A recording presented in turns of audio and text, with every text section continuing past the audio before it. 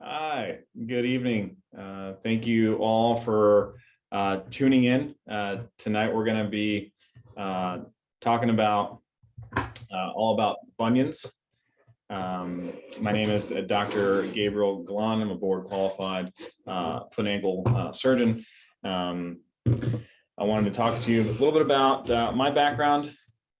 So I did my undergraduate studies at the Florida State University and did my medical training at Very University, 4-year podiatric medical degree. Did 3 years surgical residency down in South Florida, and now have been here in Southeast Orthopedics for about 4 years practicing. So I wanted to take some time. I know this is kind of a heavy topic, and just go over some general foot anatomy. It's important to understand just some of the basics so that we can really dive deep and understand exactly what a bunion is. So the foot is a really intricate structure containing 28 bones. It has 33 joints, 107 ligaments, and 19 muscles. The 56 bones in both of your feet make up about a quarter of all the bones in your foot. So as you can imagine, we've got a lot going on in a really small space. So more specifically, we want to talk about the anatomy of the big toe. So the big toe is made up of 2 bones. We have the distal phalanx, which is the one at the very top. And I'm going to point that out to you here. This is the distal phalanx. And then we have the proximal phalanx, which is right underneath. Both of these bones together is the big toe, and the common name that we refer to it as is the hallux, and you're going to hear that a lot throughout our presentation. So the hallux, or big toe, articulates or glides over this joint, which is the big toe joint, or the first metatarsal phalangeal joint, and this is the site that we often refer when describing a bunion. So another important thing to keep in mind are these 2 little bones here. Kind of a strange place to have these 2 bones, but these are called your sesamoids, and these are really important structures in allowing your big toe joint to glide correctly. And this is going to be important as we go through our topic this evening. So we're going to keep all this in mind. So what exactly is a bunion? So, myself included, before my medical training, I always thought that a bunion was this growth on the side of the big toe, but it's really more intricate than that. The bunion, the word comes from the Latin referring to a radish, and that's because it has this red appearance, this bump on the side of the big toe, so it looks like a radish, so we call it a bunion. But the medical term, the term that we refer to it as, is hallux valgus. Again, hallux, like we were talking about earlier, refers to the big toe, and valgus refers to the wrong position of the toe, where it's lateral or closer to the smaller toes. So the reality is that a bunion is a very intricate and complex deformity that occurs in 3 different dimensions. So it's not just this growth simply on the side of the big toe. So I wanted to get into some of the facts regarding bunions, and this is from a pivotal article by Coughlin and Mann that described hallux valgus deformity. So bunions occur in about 2 to 4% of the U.S. population. On average, in the United States, we were performing about 200,000 bunion corrections each year, and this is actually an article from earlier in the 2000s, so I'm sure that number has definitely climbed. About 46% of bunion deformities occur before the age of 20, so this is something that's not really associated with later age. It can occur in younger patients as well. Women are twice as likely to develop a bunion as men, and there's some debate as to why this occurs, but it's kind of the consensus that this is probably because of shoe wear, right? Women are wearing more fashionable shoes than men, and these fashionable shoes, these cute shoes, as my patients like to call them, they're not so friendly to your feet, which could be attributed to why we get these bunions.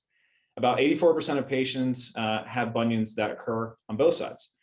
So it's more common for us to see patients that have bunions on either side.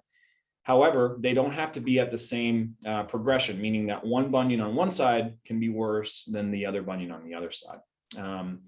And there's a reported family history in about 72% of patients. And of these 72% of patients, 94% state that this is coming from their maternal side. So when I see patients in the office and they come in from a bunion, I always ask the question, did your mom or grandma have a bunion? And I would say about that same percentage, about 90% of the time, the patient will say, oh yeah, that's right. Me, mom did have a bunion. So it's just funny to see that statistic. So what causes a bunion? So when we're talking about the causes of a bunion, we have it categorized into two columns or buckets. We have what we call extrinsic causes and intrinsic causes. Extrinsic just means that it's caused by something outside of yourself or your anatomy. So something else is producing this bunion. So the first thing we talk about when addressing extrinsic causes is footwear or shoes. So very interestingly, about 33% of individuals that wear shoes, this is a study done by Simfook and Hodgson, showed that they had a development of some degree of a bunion. And when they studied populations that did not wear shoes or indigenous populations, they found that only 2% of the population had bunions. So it's interesting that shoes certainly are playing some role in the development of this condition. However, we do see that even in this population of patients that had never worn shoes, they still had bunions. So there is certainly some other factor that's inherent or specific to the patient that causes this, but we know that shoes are playing a significant role in the progression of that. We also look at occupation. So we looked, so a study by Coughlin and Jones showed that in patients that were being treated for bunions, 17% of them stated that they thought that their job or occupation had some role in the development of that bunion. However, they further studied this and found that there was really no correlation found between the job you do and the development of a bunion. And lastly, one to mention is trauma. So if a patient has had a previous injury to the big toe or the foot, there is a correlation between the development of a bunion from previous injury. So that could be an extrinsic factor that can cause it. So then we go into intrinsic causes. So things that come from the own patient. So the first thing we talk about is hereditary. So we find that in patients with bunions, and again, this is a study by Coughlin and Jones, there is about a 58 to 88% positive family history. So in these patients, they're reporting a pretty large percentage of someone in their family having the same type of foot, the same type of bunion deformity. And then we have just what is inherent or unique to your own foot structure. That's the biomechanical factors that are just part of your foot. So one of the most important ones we talk about, the ones that I often see, is flat feet. With flat feet, there's a really strong force that causes flat feet, and that's what we call pronation, and that's when the foot starts to go out and we lose our arch, and that's depicted here in this diagram on the right. We see that we lose that central arch on the foot. The foot becomes more flat on the ground, and that's strongly attributed to the development of a bunion. We also see that the shape of the metatarsal head, that's the big toe joint that we referred to earlier in our anatomy section, the shape of this bone can also play a role. So a joint that is more rounded is more typically associated with a bunion, and we identify this when we're looking at x-rays for a patient. We talked about pronation being a really strong deforming force. And then we talk about hypermobility, and this one's really important. So hypermobility refers to how flexible the entire foot really is. More specifically, how flexible the big toe and the structures behind it are. And that's a clinical test that we do in the office when we're evaluating a patient for a bunion deformity, and that's going to play an important role here in our topic. So some contributing factors, like we talked about hypermobility, and this is hypermobility of the first ray. So the first ray refers to not only the hallux and the big toe joint, but also the first metatarsal, which is this bone right here, the first metatarsal. And the joint right here, and this is a really important joint to keep in mind when we're talking about bunion deformities. This is the first metatarsal cuneiform joint. That's a kind of a mouthful. We call that the MTC joint. So flexibility, so increased flexibility at this joint is a really strong contributing factor in a patient developing a bunion. So on the right here, it's showing one of the typical clinical tests that we do. We take the big toe joint, and as I'm talking to patients in the office with a bunion, I'm doing this and they're not really sure what it is that we're looking at, but what I'm looking for is how flexible that entire structure is. And the more give, or the more the big toe goes up and down when I'm forcing it, the more hypermobility there is. Another contributing factor is arthritis, and arthritis is just a term given to the loss of cartilage. So we're losing that smooth structure across the joint. So another name or another term for this is hallux rigidus. So in a bunion deformity that's been there for many, many years, we know that this is a really intricate and complex deformity that affects the position of the joint. And when that joint is out of position, it has more wear and tear. So over time, we start developing arthritis across the big toe joint. On the bottom is just a grading scale that we often utilize when describing arthritis of the big toe. And you can see grade 0 is no arthritis. Everything looks good in the joint. You have this nice healthy space here, and I'll point this out for you right across the joint here. And then at grade 3, which is the most severe, you can see that there is a tremendous amount of degenerative changes. You can see there's a lot of bony growth, and you can't even see the joint at this point. It's just completely gone. So what are some of the symptoms that we often find with a bunion? So when a patient comes into my office with a bunion, some of the things that they complain about is pain or soreness at the side of the big toe joint. They complain about inflammation at the big toe joint, or at that bunion site, that large bump on the side of the big toe. They also at times will describe that they have burning or numbness, and that's due to a nerve that runs right across the area where the bunion is present, right across here. That's the medial cutaneous nerve. So you have this bump that's pressing up against a nerve on the skin, and that pressure causes numbness at that site. So we typically get these symptoms that patients will typically describe. And of course, one will imagine that these symptoms are going to be more pronounced when a patient is wearing closed-toed shoes or high heels or these high fashion shoes.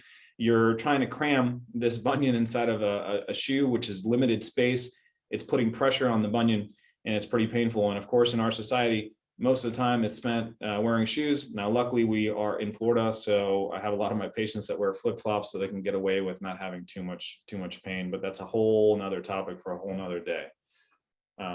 So we've got our patient, they're in the office, they've talked about their symptoms, they've related to me that they have a bunion. So how do we evaluate this patient? So the first thing that we do before the patient even gets into my office is we get an x-ray. We get a standing or weight-bearing x-ray of the patient, and we take 3 views of that foot. And that's going to help us identify a whole variety of different things. And as you can see here on this picture on the right, this is typically what my x-rays look like after I'm done evaluating them. I'm looking at different angles, I'm looking at different positions, I'm looking at different characteristics of a bunion that are unique to each patient, because that's going to help us decide what's going to be the best treatment plan or course. And we'll talk a little bit about that later on.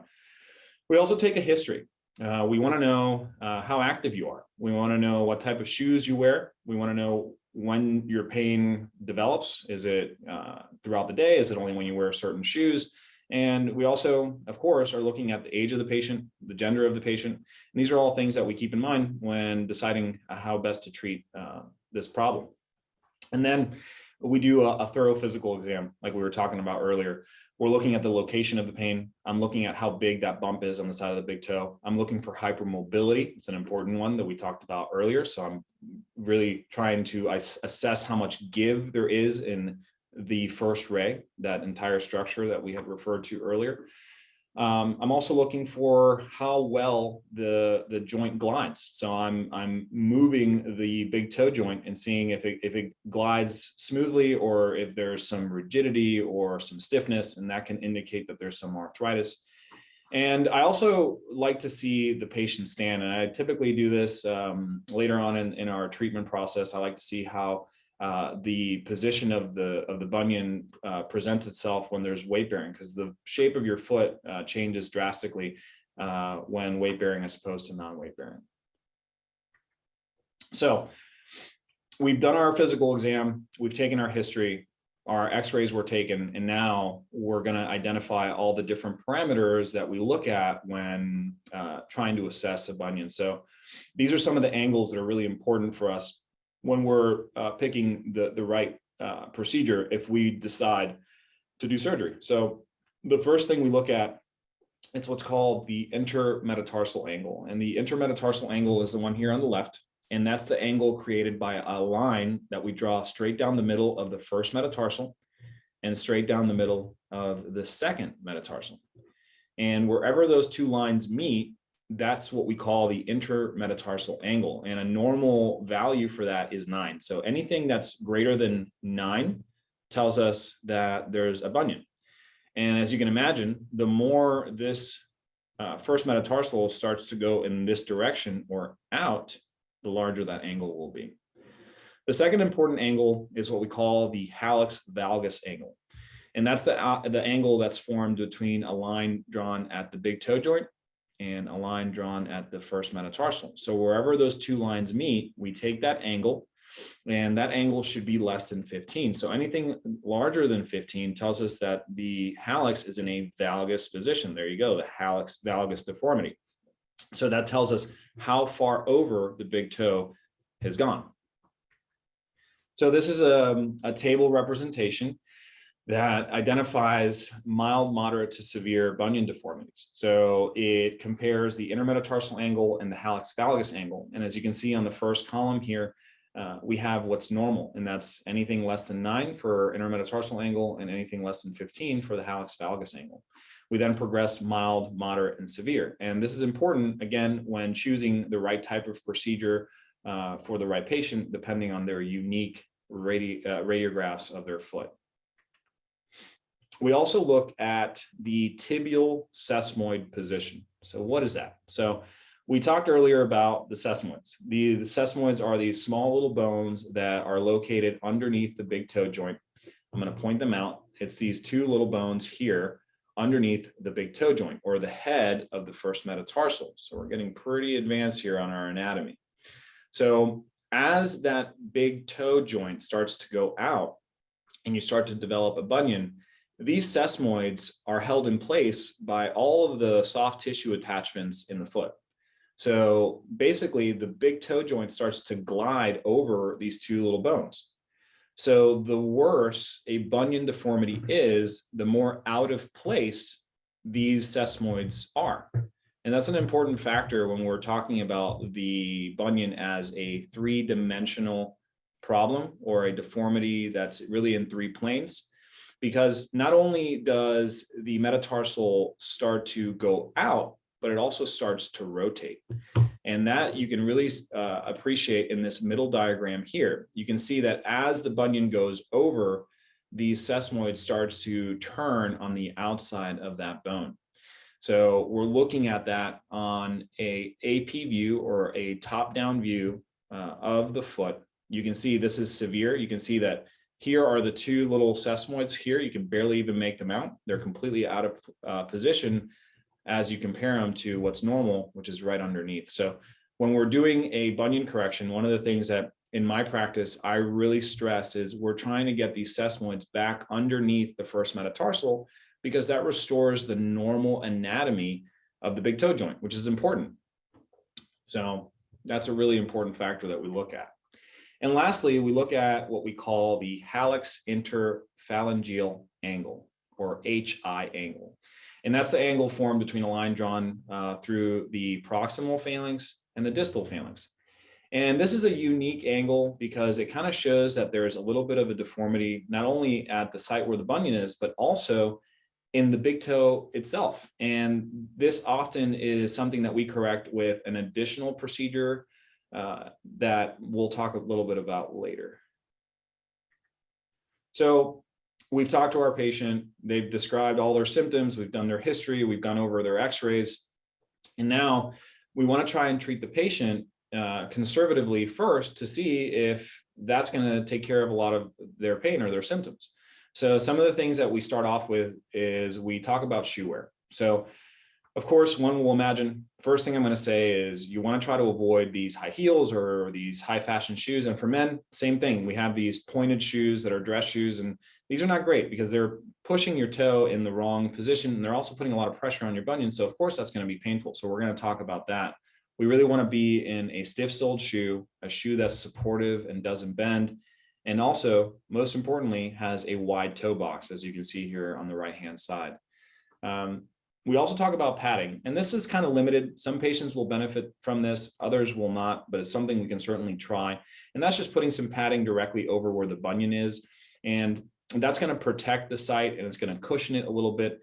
But there's some restriction to that because, of course, if you put a pad over the bunion and you stick that into a shoe, there's limited space. So sometimes it can crowd the area and can make things worse. So that's kind of a hit or miss depending on the type of patient and type of shoe that you're wearing. We then talk about medication. So of course, we talk about non-steroidal anti-inflammatories, things like ibuprofen or Advil or Aleve or naproxen. These are just medications that we use across the board to reduce inflammation, and they're going to be effective at reducing some of the inflammation in that bunion area, and it's going to reduce some of the pain. In patients that have some more advanced arthritis or pretty significant pain, one of the options that we can offer is to do a steroid injection or a corticosteroid injection. And that's an injection that we do in the office where we are introducing steroid directly into the joint. And it doesn't sound like a lot of fun, but it is an incredibly effective treatment because it can afford the patient anywhere from 3 to 6 months of pretty significant pain relief. The patient can get along and not have much discomfort, and it provides a lot of relief. And then we talk about orthotics. So custom orthotics are unique in that what they are doing is that they're restoring the anatomy of the foot. They're trying to create a better mechanical environment for the foot to function in. So essentially what it's doing is it's trying to get the foot out of that pronation state. So we talked about pronation being a very strong force that pushes a bunion over. We talked about that in the intrinsic part of our lecture. And as you can see here in the picture on the bottom right-hand side, when we use the right type of custom orthotic, we can really get that foot to be in a more rectus or anatomical position. So this was an important one. That's why I dedicated an entire slide for it. And that's splinting and bracing. So I've seen a lot of these things pop up on my social media feeds and on different advertisements. And it's these magical bunion cure splints that patients can wear, and it just gets rid of their bunion overnight, right? That really isn't the case. There's, unfortunately, once a bunion develops, we know that it's a progressive deformity. It's going to get worse over time. There's really nothing that we can put on the foot that's going to correct that bunion.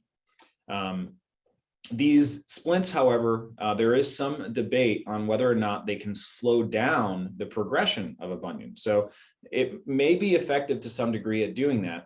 And there's also some debate as to whether or not if you start these early enough in a child or a kid that has a bunion, if it will kind of stop the development of a bunion at that time. So that's still a debate, but certainly later on when the bunion is already there, wearing these is not going to get rid of it. It may help the symptoms, but that's about it. So we've done our conservative treatment, but we're not really getting much improvement. So now we're talking about, well, when is surgery needed or indicated? So for me, it's ongoing pain or discomfort despite us, the patient and myself, having tried some period of conservative treatment. The patient has already tried some wide-toed shoes. The patient has tried some anti-inflammatories. We've tried orthotics. We've given it some time, but it's still painful. It's really affecting the patient's quality of life. So at this point, we're really thinking that fixing the problem is going to be our best option. So another thing that I look at too when I'm talking about surgery is your bunion affecting other parts of your foot? So as you can see here on the bottom, we have a severity scale of a bunion. And once a bunion starts to get in that large to severe state, it really starts to affect the second toe and can cause the second toe to turn into a pretty severe hammer toe. So if we can catch a bunion and fix a bunion before this happens, we're preventing us having to fix other things that we may have not been able to do if we just have let the progression of the deformity continue. So we've talked to the patient and we've decided we're going to correct the bunion. So how do we decide the right procedure for the patient? So the procedure for the patient should really take a lot of unique characteristics of that patient into account. And that's, as we talked about earlier, the degree of the intermetatarsal angle, the hallux valgus angle, the sesamoid position, all these different radiographical parameters that we had described earlier. We also look at whether or not there's arthritis in the joint. That's going to play a really important role. And kind of a theme in our topic today, hypermobility. We're looking for that hypermobility and seeing if it's present, because that's also going to play a role in choosing the right procedure. On the right, we see this really large diagram or flow chart that's described in the Coughlin and Mann article about hallux valgus deformities. And this is not something I use, but it just kind of goes to show that a lot of thought process goes into choosing the right type of procedure. And it depends on a lot of different parameters. And there's a lot of different procedures that have been described over decades for the correction of a bunion. So I've taken this and really simplified it in my practice to only include 3 very powerful corrections for a bunion. So we're going to get into that. So these are the 3 types of bunion corrections that I currently do in my practice. And I find that these 3 bunion corrections, if done on the right patient, are incredibly effective and can really encompass a whole wide variety of different unique characteristics for each patient. So the first procedure that we talk about is the distal metatarsal osteotomy. And that's just a general term given to a procedure that's done closer to the big toe joint. We're correcting it closer to the joint rather than further closer to the heel or the ankle. And this is historically the most popular procedure that's been done over the course of decades. And for a very long time, it was done through a large open incision. You would cut the bone and you would move it over. And this is what a lot of patients have traditionally had done over many years. And in fact, that's how I trained as well. So it's how a lot of us foot and ankle surgeons started learning about bunion corrections, was with these types of procedures. This same procedure has made a lot of advancements as of late, especially in the United States. Abroad in Europe, they've described procedures where they were doing these types of bunion corrections, but they were doing them in a minimally invasive fashion. So they were doing them through small incisions, and they were able to really achieve much greater corrections for larger deformities that afforded the patient the ability to start putting weight on their foot a lot quicker than a traditional method. So we're going to get a little bit more into that. Then we start talking about the Lapidus bunionectomy. The Lapidus bunionectomy has gained a lot of notoriety as of late. There's a company that has come onto the scene that's done a tremendous job with this procedure called the Lapiplasty procedure. And just in full disclosure, I have no affiliation with that company, but it's a procedure that I often use in my practice. So we're going to be talking about that procedure this evening. So the Lapidus bunionectomy is a procedure that's done closer to the ankle. So it's not done at the toe joint, but rather behind it. So this is done at the joint that we were talking about earlier, where typically we find hypermobility, and that's the first metatarsal cuneiform joint. So traditionally, it's a more reliable procedure. It has less recurrence than your distal metatarsal osteotomies. It does, however, require a larger incision. traditionally it has a longer postoperative course, so patients are having to recover from this longer than they would with a distal metatarsal osteotomy or an MIS bunion. However, it is the superior procedure when addressing bunions that are associated with hypermobility or bunions that have a really large intermetatarsal angle. And then lastly, we talk about the first metatarsal phalangeal joint fusion. And that's just a fusion of the big toe joint. And what a fusion means is that we're just connecting, we're taking a joint that was there and we're getting rid of it and connecting those two bones so they become one singular bone.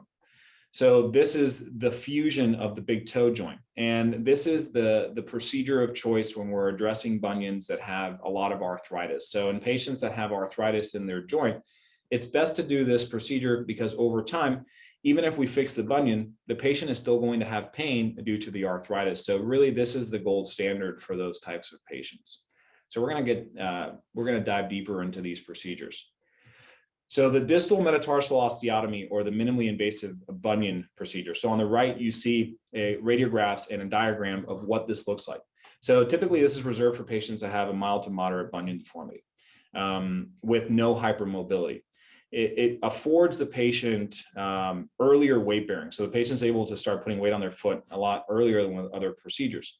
And you have a much quicker time from the date of procedure to the date that you put that shoe on your foot and start walking with a shoe. And I call that surgery to shoe time. It's something I talk to with my patients.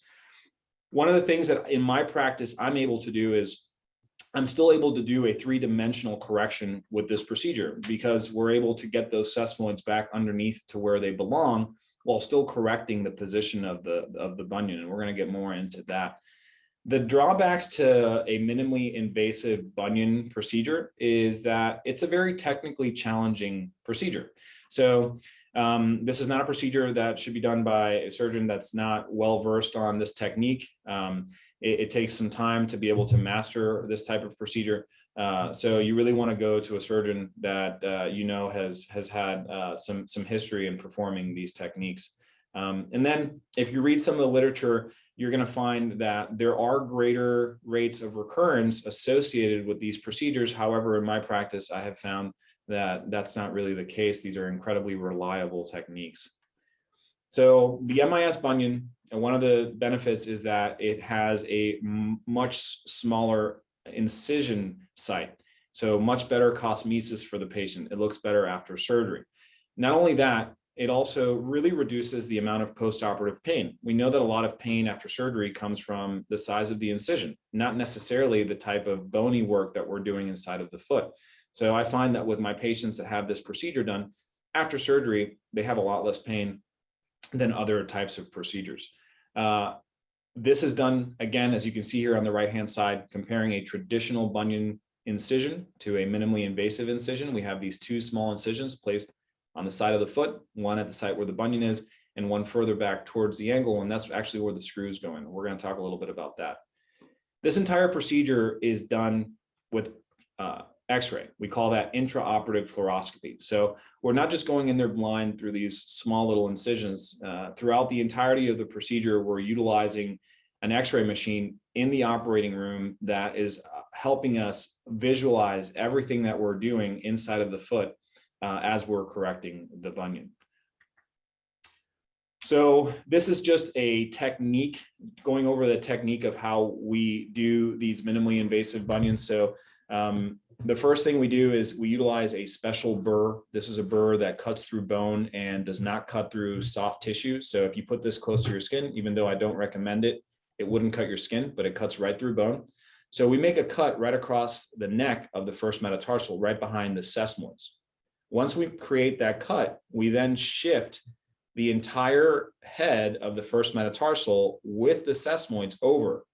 At this time, in my practice, I'm able to rotate those sesamoids back into position, achieving that three-dimensional correction that we're looking for. And then while holding all of this in place, and this is where the technical aspect of the procedure comes into place, we insert these two screws that hold everything together. And that's what holds the correction and holds the position of everything as you're healing after surgery. So on the right here, we see an x-ray of what this looks like before and after. You can see on here, the sesamoids are out of position. You've got a large intermetatarsal angle. The bone is over here where it should be over here. And after surgery, we've shifted the head of the first metatarsal over. You can see the sesamoids are back underneath the first metatarsal head. And we have these two screws that are holding everything in place. And this is an x-ray 3 months after surgery. This is traditionally what we see at that time. So we've had the procedure done. So what to expect? So the post-operative recovery for this is 2 weeks where there's no weight bearing on the foot. You're traditionally in what we call a posterior splint, which is a soft cast. And during this time, you're not putting any weight on the foot.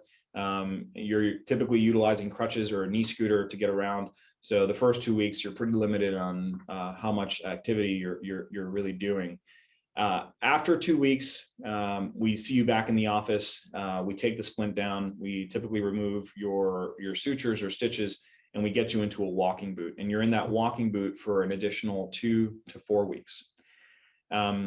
After that period, you come back into the office. We take an x-ray. We look at everything. And then we get you into tennis shoes. And I typically tell my patients to remain in that tennis shoe for about 4 weeks, allowing everything and all the soft tissue to kind of recover. You're still having some swelling and some stiffness, and that's very common with any type of bunion surgery.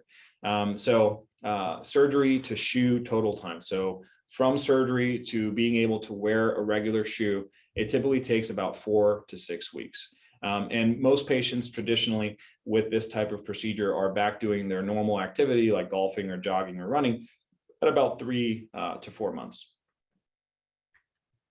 So now we're going to talk about the Lapidus or Lapiplasty bunionectomy, the 3D bunion correction. So this is the fusion. Another name for fusion is arthrodesis of the first metatarsal cuneiform joint, that hypermobile joint that we've been talking about.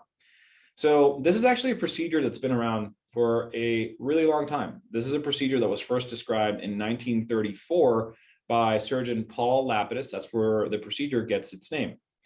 The problem with this procedure is that through the decades, there's been a wide variety of different techniques to do the procedure, different techniques to fix it, meaning to put screws or plates or wires, and many different debate on how to best perform the procedure, how the joint should be prepared, how it should be moved, how it should be performed. So there's never been consistency across the board with how this procedure should be performed. Every surgeon had their own preference.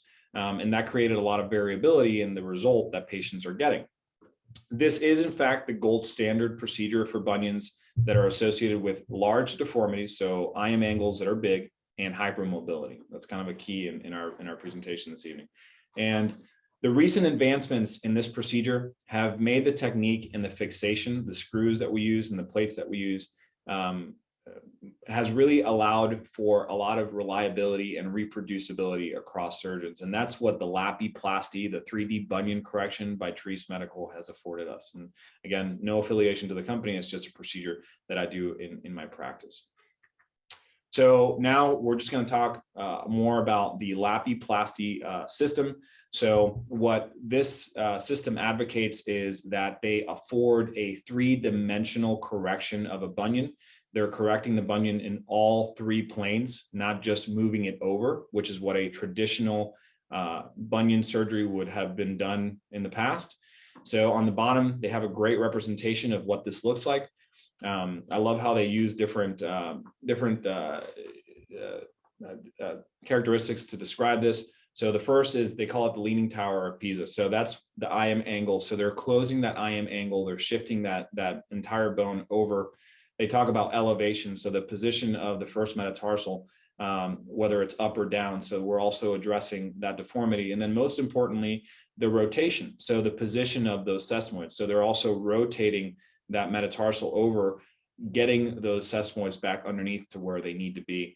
And the whole premise behind this is that by achieving correction in all 3 planes and restoring the normal anatomy of the joint, of the big toe joint, we're really reducing not only postoperative pain and stiffness, but we're also reducing the recurrence or the bunion coming back in the future, because everything is back where it belongs.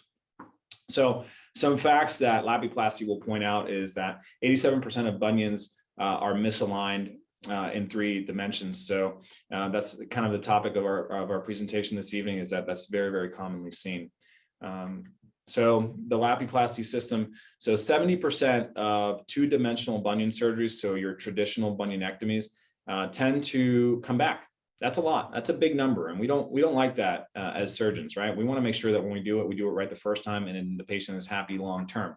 So what Lapiplasty does again is that they do their 3-dimensional correction, ensuring that or giving us the confidence that we have a low risk of this bunion coming back, because again, we're fixing it in all three planes. So on the bottom here, you see a representation of what a traditional bunion surgery looks like, where they're just shifting the head of the first metatarsal over. So you still have a crooked bone that remains crooked. You're not fixing it at the unstable foundation, right? Again, the foundation of the tower needs to be fixed. The foundation of the bunion needs to be fixed, especially if there's hypermobility. So on the left-hand side, you see how the Lapiplasty system works. It moves everything, it corrects everything at the unstable joint. It secures the joint, and we do this through small plates and screws that hold everything in place. So the surgical technique of how this is performed, we're typically making an incision over the first metatarsal cuneiform joint. That's the joint right here. That incision allows us to identify it, and we then remove the cartilage so that we can fuse that joint, right? We then use what is unique to the Lapiplasty system, which is this clever clamp that they utilize here, which allows us to move the bone over, and at the same time rotating the bone so that those sesamoids are back restored in their normal position. Once we achieve that, we then are able to hold the bone in that position, and then we utilize plate and screws that permanently secure that joint in place, allowing it to heal in that desired position. So this is what a Lapiplasty or Lapidus bunionectomy looks like. So you can see here on the left-hand side, we have a large bunion deformity. Those sesamoids are out of position. And then post-operatively, our x-rays show that that bone is straight, it's up and down, those sesamoids are back underneath where they need to be, and we have these plate and screws at the first metatarsal cuneiform joint holding everything in place. And that allows everything to heal in the corrected position, and we've corrected this in 3 planes, 3-dimensional bunion correction. So our post-operative course for a Lapidus or Lapiplasty procedure, again, and this is kind of across the board for my patients, 2 weeks non-weight bearing. So for 2 weeks, you're not putting any weight on the foot. You're wearing what's called a posterior splint, which is a soft cast, and you're really limited in what you're able to do during those 2 weeks. After 2 weeks, we remove the splint. We typically at this time remove your sutures, and we get you back into a short walking boot. So you're typically wearing that boot for about 4 to 6 weeks. You're in the boot. I'm seeing you in the office. We're looking at your x-rays, making sure that everything is going well. And after that 4 to 6 week period in a boot, then I get my patients into a supportive tennis shoe, and I have you wear that tennis shoe while that swelling and that stiffness starts to come down. And again, that's a very common thing with any bunion surgery. So total surgery to shoe time is about 6 to 8 weeks. So about 2 months, most patients are wearing a regular shoe and engaging in most daily activities, but typically most patients are resuming their golfing, their jogging, their exercising as it relates to lower extremity type things at about 4 to 6 months. Every patient's different. So these are just kind of guidelines and parameters across the board, but I see some patients that really breeze through the recovery, and other patients that take a little bit longer. Everyone's a little bit different, and that also has to do with patient goals as well. And then finally, we want to talk about our first metatarsal phalangeal joint fusion. So this is the fusion of the big toe joint. So this is the gold standard for bunion deformities that are associated with arthritis. arthritis at the big toe joint. So again, fixing this bunion when there's arthritis, it would result in an unhappy patient, because yes, we're fixing the bunion, but the patient is still going to have a lot of pain at the big toe joint. So they're going to have this procedure done and this surgery done, and they're going to go through this whole recovery, and they're still going to have pain. So I always try to tell patients that the best procedure at this stage would be to fuse the big toe joint. A surgical technique for the fusion is we make a incision over the joint itself. We expose the joint, we remove the cartilage, as you can see here on the left-hand side diagram or picture. And once that's removed, we then position the toe in the desired position that we want it. And that is a special type of position that allows for the patient to be very functional, even with a fused big toe joint, right? A lot of my patients that we discuss this type of procedure with, they're very concerned as to whether or not they're going to be functional after the procedure. And the reality is that I have patients that are incredibly active, that golf constantly, that are joggers, that do yoga, that get this procedure and are still able to do many of the same activities that they would do otherwise with minimal limitations. So it's a very versatile procedure. So the post-operative recovery for a fusion of the big toe joint, you're non-weight bearing for 2 weeks. That's kind of a standard across most of my bunion corrections. After 2 weeks, you're weight bearing in a tall boot or in a short boot or a walking boot for about 4 to 6 weeks. During this time, you're able to walk around similar to our other bunion corrections. At that time, once 4 or 6 weeks in a boot have passed, we get you into a supportive tennis shoe. And again, that's just for that swelling and that stiffness to start to calm down. You want to protect the site still, but at this point, you're pretty active. You're back to all your daily activities. And total surgery to shoe time with this procedure is about 6 to 8 weeks, more about 6 weeks on average with most of my patients. And most patients will resume their normal activity like golfing or jogging or yoga at about 4 to 6 months after surgery. So in conclusion, a bunion deformity is more than just simply a bump on the side of the foot. It's a complex 3-dimensional deformity that is of the foot as a whole, not just the big toe joint.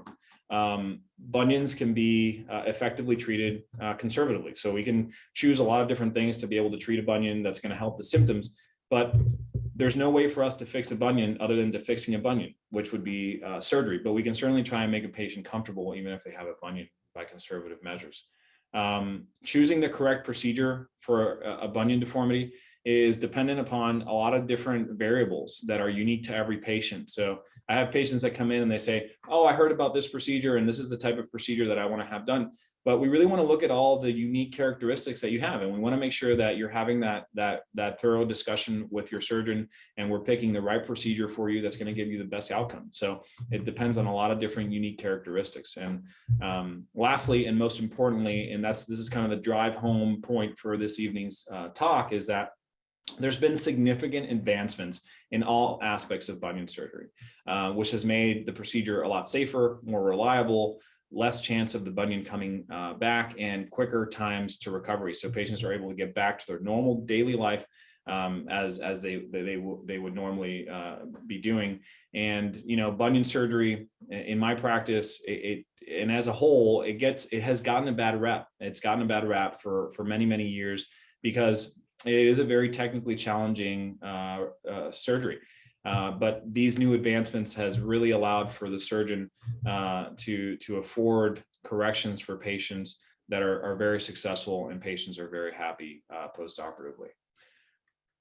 So be good to your feet and they will last you a lifetime. Thank you so much for tuning in. Now we're gonna switch over to some questions.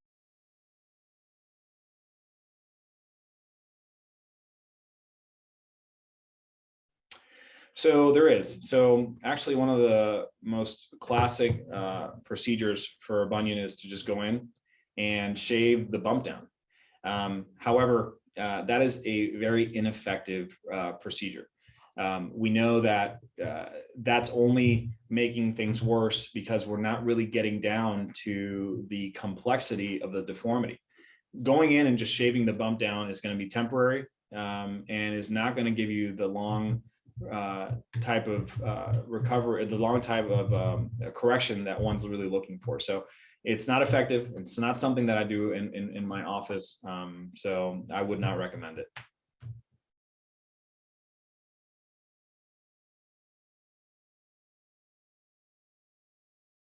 So the plate and screws typically are made out of titanium. So these are incredibly hardy materials that do not wear down over time. It's some of the most advanced alloys and metals that we use in the foot, and the chances of us having to remove this hardware after surgery is incredibly low.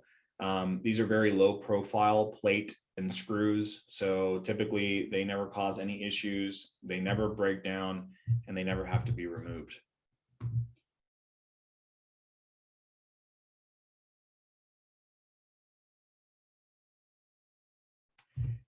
So I know there's a lot of surgeons that will argue that that can be done, and in my practice, it's not something that I do. I think most patients, if they're very motivated to have both feet done, it's done safer and more effectively if we do one at a time. I have patients that have had one foot done, in 6 weeks after surgery of the first foot, they have their second foot done, and the recovery is a lot easier. You can imagine having both bunions done, how limited you would be after surgery. And I know the mentality is, well, I just want to go in, get them both done and be over with it. But what I have found in my practice, having done both approaches, doing both at the same time and just one at a time, I find that patients are typically a lot happier just doing one bunion at a time.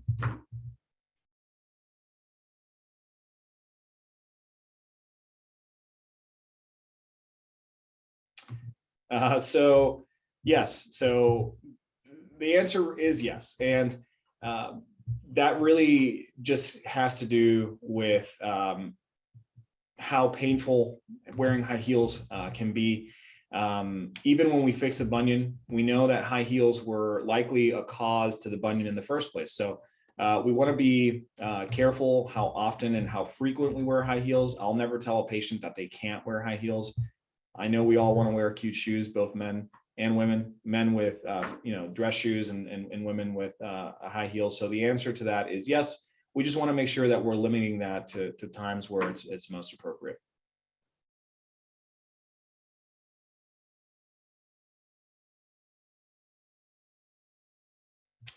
So that's the one bunion that we didn't get to in our conversation this evening, because it doesn't really relate to the big toe joint. A Taylor's bunion is a bunion that occurs at the fifth toe, or the fifth toe joint.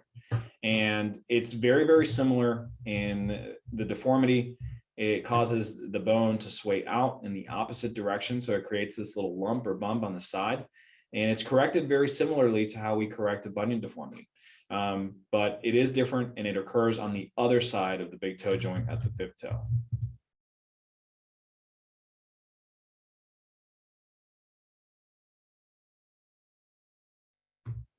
So that's a great question. So I know that our conversation this evening was really just geared towards bunion surgery, but the reality is that a lot of the times that we're doing bunion surgery, we're also fixing hammer toes as well.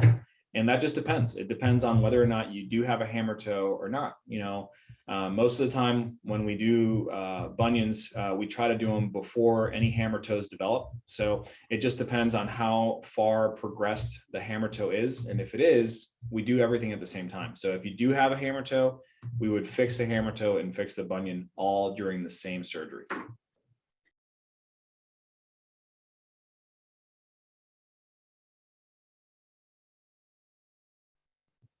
It can be. It definitely can be. Like we talked about, the bunion itself presses up against a nerve that goes into the big toe.